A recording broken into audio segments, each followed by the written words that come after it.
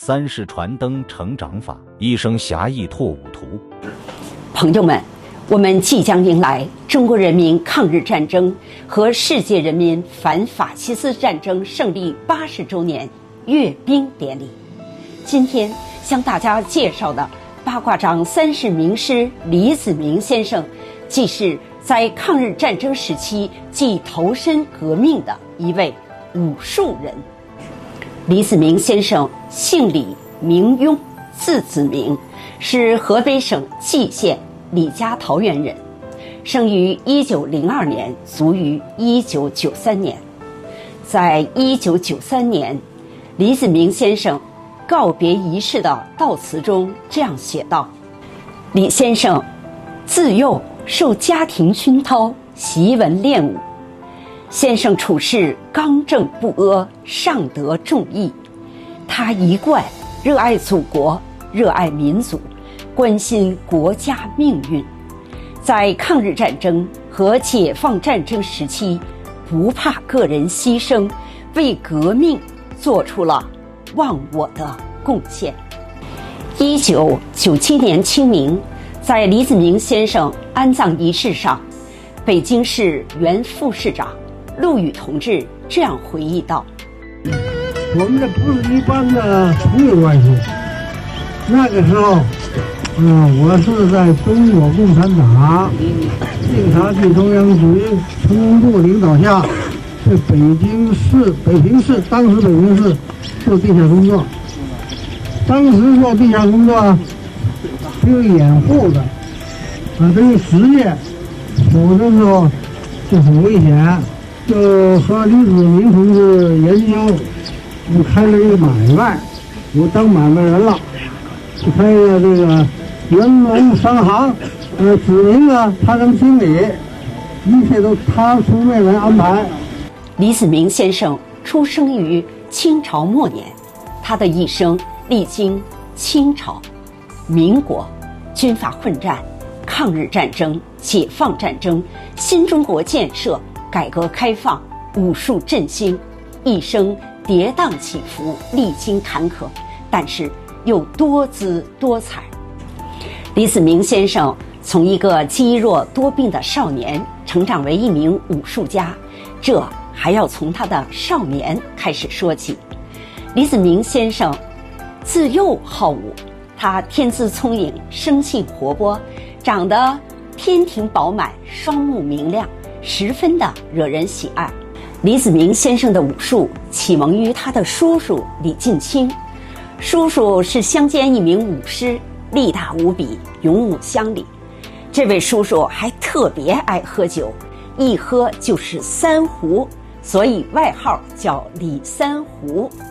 过去人们喝酒都是把酒倒在壶中温酒，然后再倒在杯子里喝，这家里用的壶能装3、4两，3壶就是1斤多。叔叔喝完酒非但不醉，还特别爱练武，举石墩，扔沙袋，舞枪弄棒。叔叔的英武之气在子明幼小的心灵里留下了深刻的印象。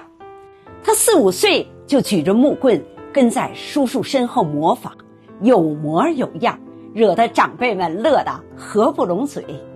有一次，小子明和村里的几个小伙伴到村里一个大财主家门口玩，这财主嫌乱，出来就轰他们：快走快走！小孩们不走，财主抓住其中一个瘦弱的小孩，拧耳朵。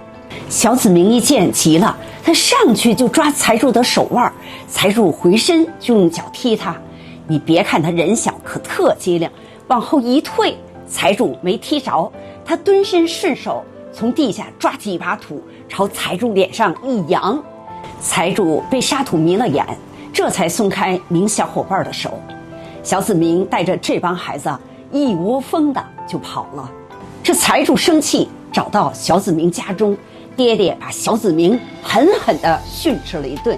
这小子明不服气，瞪着眼睛对爹爹说：他有钱就可以欺负小孩啊！这可能就是子明先生幼小心灵，尚无义气，打抱不平，敢向恶势力抗争的萌芽。别看爹爹嘴上教训他，可心里特别喜欢家中这个小儿子。但是爹爹是乡村的私塾教师，一心想让这个儿子读经学艺，考取功名，不愿让他更多的习武。可从那时起，小子明就悄悄地跟叔叔练起武来。叔叔天天带着小子明练武术，下腰踢腿，扎马步，打拳路，风雨无阻。这小子明特别能吃苦，打下了坚实的童子功。村里村外都知道李家有个练武的好苗子，小家伙10来岁就把迷踪拳打得精准地道。当时在李家头村还有一位姓司的师傅练八卦掌。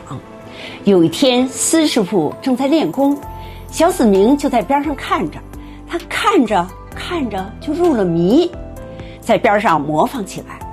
司师傅看到，觉得这个小孩真有悟性，看了这么一会儿，模仿的就有模有样，甚是喜欢。于是过去摸着他的头说：“你喜欢吗？”小子明说：“喜欢。”司师傅说：“那我教你练八卦掌吧。”小子明一听，两眼放光，特别高兴，马上给老师鞠躬行礼。从那以后啊，他就跟司师傅习练八卦掌。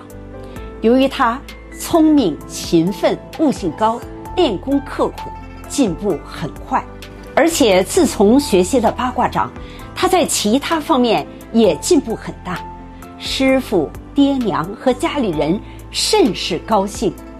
下一集继续为您播讲八卦掌3世名师李子明先生的故事。